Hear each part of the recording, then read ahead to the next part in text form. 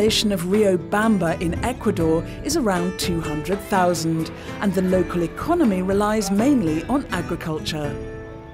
In one school here, they've integrated online e-learning tools into the classroom.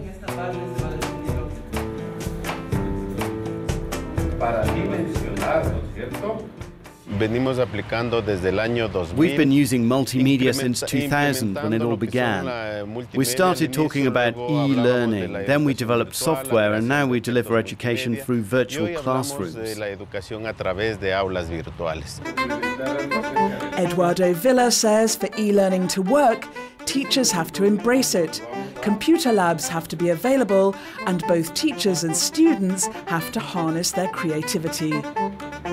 Professor Villa believes in e-learning so passionately that he gives classes for free.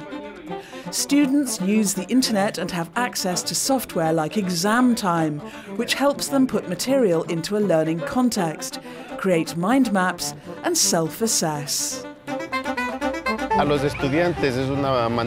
Those tools like these make it easy to organise students' work, and they give teachers the opportunity of contacting other independent working groups.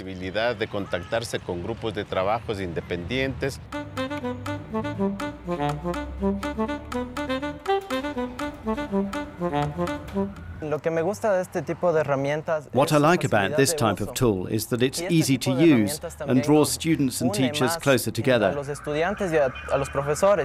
Therefore, distance is no longer an obstacle. They can be anywhere and we can work together. We can continue with the class without having the teacher actually in the classroom. Another advantage is that students' work is always available online, which allows for collaboration.